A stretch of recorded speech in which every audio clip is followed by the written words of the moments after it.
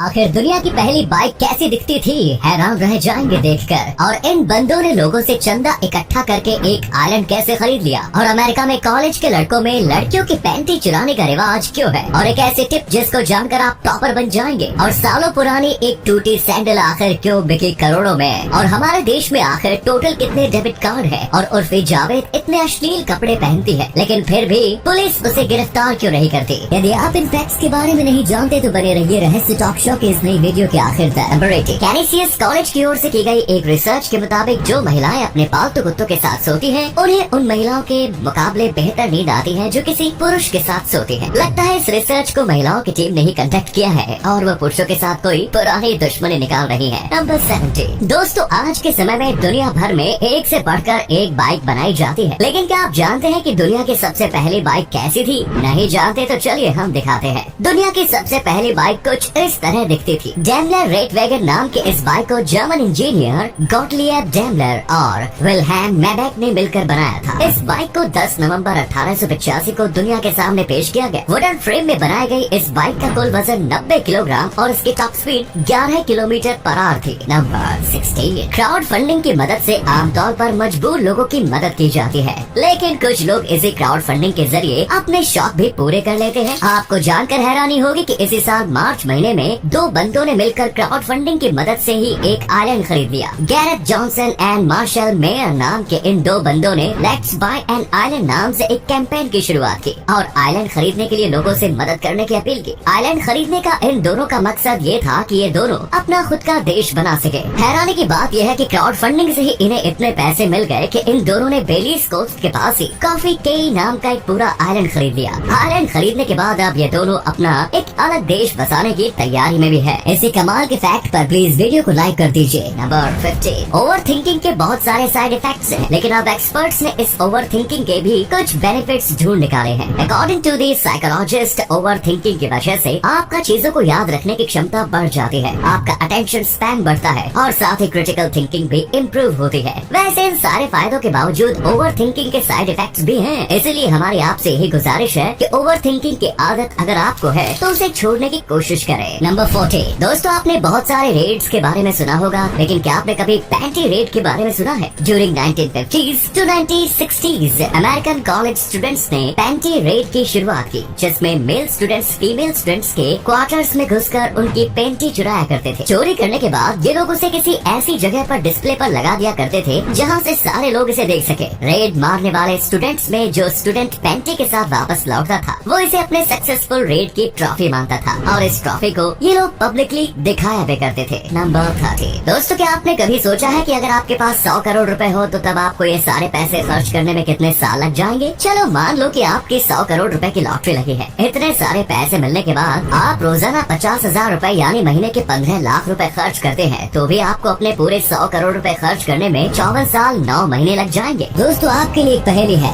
इस तस्वीर को ध्यान से देखिए और पहचानिए कि ये तस्वीर किस हीरोइन की है। नंबर 12, एक वो जमाना था जब दहेज के लिए शादियाँ टूटा करती थी, और अब ये जमाना है कि जहाँ लहंगे के लिए शादियाँ टूट रही है। जी हाँ, उत्तर प्रदेश से एक ऐसी ही घटना सामने आई जहाँ एक लड़की ने सिर्फ इस वजह से अपनी शादी कैंसिल कर दी क्योंकि उसके ससुराल वालों ने उसके लिए काफी सस्ता लहंगा खरीद दिया, और इस सस्ते लहंगे की कीमत थी 10,000 रूपए। दीदी को 10,000 रूपए का लहंगा भी सस्ता लगा, जिसके बाद होने वाली दुल्हन ने लहंगे की कीमत की शिकायत अपने होने वाले ससुराल वालों से कर दी, जिसके बाद दोनों पक्षों में बहस होने लगी। बात इतनी बढ़ गई कि पुलिस को बुलाना पड़ा और अंततः सस्ते लहंगे के कारण ये शादी टूट गई। नंबर 11, कतर में हुए फीफा वर्ल्ड कप में कई सारी नई चीजें देखने को मिली, और इन्हीं में से एक नई चीज है दुनिया का पहला transportable football stadium. 40,000 seating capacity वाले इस स्टेडियम को कहीं भी और कहीं भी रिलोकेट किया जा सकता है एंड इवन इसे दूसरे देशों में भी भेजा जा सकता है। इस ट्रांसपोर्टेबल स्टेडियम का निर्माण रिसाइकल्ड शिपिंग कंटेनर से किया गया है। इसे स्टेडियम 974 नाम दिया गया है। इस नाम की वजह ये है कि कतर का कंट्री कोड 974 है और इस स्टेडियम के निर्माण में भी 974 कंटेनर्स का इस्तेमाल किया गया है। नंबर 10, दोस्तों हमारे साथ अक्सर ऐसा होता है कि हम जो पढ़ते हैं वो हम काफी जल्दी भूल जाते हैं, या फिर एग्जाम का टाइम हो तो पढ़ी हुई चीजों को हम अच्छे से एक्सप्लेन नहीं कर पाते। अगर आपकी भी यही समस्या है तो मैं एक टिप्स देता हूँ जिसकी मदद से आपकी ये प्रॉब्लम सॉल्व हो सकती है। आप जब भी किसी सब्जेक्ट की पढ़ाई करें तो आप ये माइंडसेट बना ले कि आप कोई टॉपिक किसी और को पढ़ाना है। आप इसी माइंडसेट के साथ उस टॉपिक को पढ़ें और तब तक पढ़ते रहें जब तक आपको ये सेटिस्फेक्शन ना मिल जाए कि हाँ अब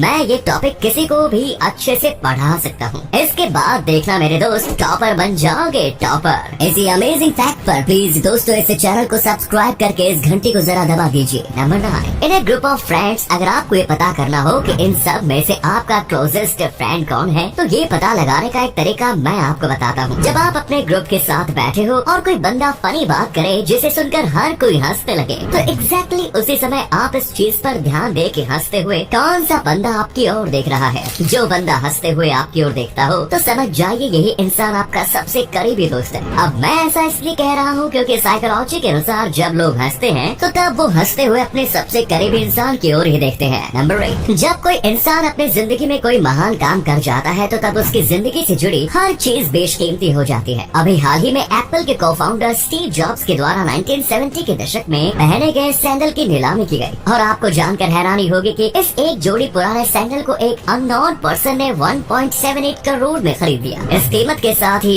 इस एक जोड़ी सैंडल ने नीलामी में बिकने वाली सबसे कीमती सैंडल का रिकॉर्ड भी अपने नाम कर लिया। नंबर 7, दोस्तों ये बात तो आप जानते ही हैं कि हवा से बिजली पैदा करने के लिए विंड टरबाइन लगाए जाते हैं, लेकिन क्या आप जानते हैं कि देश का सबसे बड़ा विंड टरबाइन कौन सा है और कहां पर स्थित है? भारत का सबसे बड़ा विंड टरबाइन गुजरात के मुंद्रा में स्थित है। इसकी ऊंचाई world's tallest Statue of Unity से भी ज्यादा है। स्टैच्यू ऑफ यूनिटी की ऊंचाई 182 मीटर है जबकि ये विंड टरबाइन 200 मीटर ऊंचा है। इसके ब्लेड्स बोइंग 747 के विंग स्पैन से भी ज्यादा बड़े हैं। ये विंड टरबाइन अडानी ग्रुप के द्वारा लगाया गया है। नंबर 6, स्पेस की दुनिया में इसरो तो अपनी कामयाबी के झंडे गाड़ ही रहा है और अब स्पेस रेस में प्राइवेट इंडियन स्पेस एजेंसीज भी शामिल हो चुकी है। भारतीय इतिहास में पहली बार किसी प्राइवेट कंपनी के द्वारा डेवलप्ड रॉकेट को सक्सेसफुली लॉन्च किया गया है। इस रॉकेट को 4 साल पुराने स्टार्टअप स्काई रूट एरोस्पेस के द्वारा डेवलप्ड किया गया था। विक्रम एस नाम के इस रॉकेट को इसरो की मदद से श्रीहरिकोटा से लॉन्च किया गया है। नंबर 5, दोस्तों डेबिट कार्ड का उपयोग तो आप जरूर करते होंगे। वैसे क्या आप बता सकते हैं कि आपके पास कितने डेबिट कार्ड है? चलो छोड़ो मत बताओ, कहीं ऐसा न हो कि कमेंट में देखकर इनकम टैक्स वाले तुम्हारे घर पर छापा मार दे। खैर ये तो बात हो गई मजाक की। तो बात ये है कि आजकल लगभग हर भारतीय के पास डेबिट कार्ड है, लेकिन क्या आप जानते हैं कि देश में टोटल डेबिट कार्ड्स कितने हैं? एक रिसर्च के मुताबिक देश में लगभग 940 मिलियन एक्टिव डेबिट कार्ड्स है। 940 मिलियन बोले तो लगभग 94 करोड़। नंबर 4, दुनिया में कई बार इंसान जोश जोश में ऐसे काम कर जाते हैं जिसकी कीमत बाद में उन्हें अपनी जान देकर चुकानी पड़ती है। ऑस्ट्रेलिया का रहने वाला 19 साल का सैम बेलार्ड नाम का ये बंदा अपने दोस्तों के साथ पार्टी कर रहा था। सभी शराब के नशे में चूर थे। तभी इन लोगों की नजर वहाँ से गुजर रहे एक स्नेल यानी घोंगे पर पड़ी। शराब के नशे में चूर सभी दोस्तों ने एक दूसरे को इस घोंगे को खाने का चैलेंज देना शुरू कर दिया। 30 मार खा बनते हुए सैम बेलार्ड इस घोंगे को जिंदा ही खा गया। उस समय तो उसे कुछ नहीं हुआ, लेकिन कुछ दिनों के बाद उसकी तबीयत खराब होने लगी। डॉक्टर के पास जाने पर पता चला कि उसे रेट लंगवॉर्म नाम की एक्सट्रीमली रेयर बीमारी है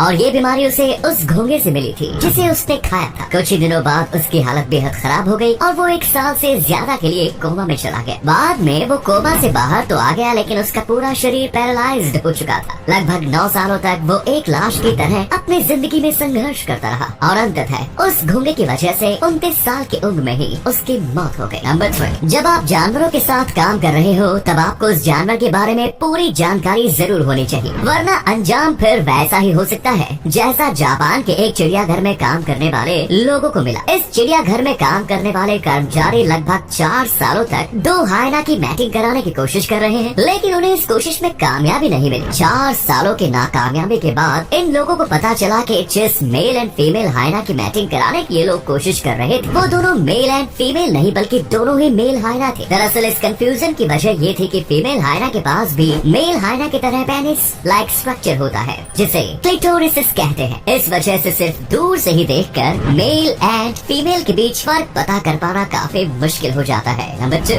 IPL दुनिया की सबसे महंगी क्रिकेट लीग है और इस लीग में शामिल टीमें भी अपने प्लेयर्स पर करोड़ों खर्च करती है। ऐसे में क्या आपको पता है कि IPL हिस्ट्री में अब तक किस टीम ने सबसे ज्यादा पैसे खर्च किए? IPL में सबसे ज्यादा पैसे खर्च करने वाली टीम है RCB। जी हाँ, वही टीम जिसने अब तक एक भी IPL ट्रॉफी नहीं जीती। उसी टीम ने अपनी टीम पर सबसे ज्यादा 910 करोड़ रुपए पैसे खर्च किए। 884 करोड़ रुपयों के साथ मुंबई दूसरे और 852 करोड़ रुपयों के साथ KKR तीसरे नंबर पर है। नंबर 1, इन मोहतरमा को तो आप जानते ही होंगे। आजकल सोशल मीडिया में ये अपने कपड़ों को लेकर काफी सुर्खियों सुर्खियों में रहती है। इनका नाम है उर्फी जावेद। उर्फी जावेद अपने कपड़ों और फैशन सेंस के चलते अक्सर सुर्खियों में जगह बनाती है। एक के बाद एक रिवीलिंग आउटफिट में उर्फी को अक्सर देखा जाता है। इंस्टाग्राम पर उनकी वीडियो छाई रहती है, लेकिन अपने लुक्स के चलते उन्हें मुश्किलों का सामना भी करना पड़ता है। लेकिन आप भी सोचते होंगे कि इतनी अश्लीलता फैलाने के बावजूद आखिर पुलिस उर्फी जावेद को गिरफ्तार क्यों नहीं करती। चलिए जानते हैं इस कारण को। असल में उर्फी जावेद के कपड़े छोटे जरूर होते हैं, लेकिन वो कभी भी अपने प्राइवेट पार्ट्स को खुलेआम नहीं दिखाती, जिसके कारण वो बच जाती है और पुलिस उन्हें गिरफ्तार नहीं कर पाती। ये थे कुछ अमेजिंग फैक्ट्स। वीडियो को शेयर जरूर करें दोस्तों, ताकि आपके दोस्त और जानने वाले भी जान सके कि आप कितने नॉलेजेबल वीडियोस देखते हैं। धन्यवाद।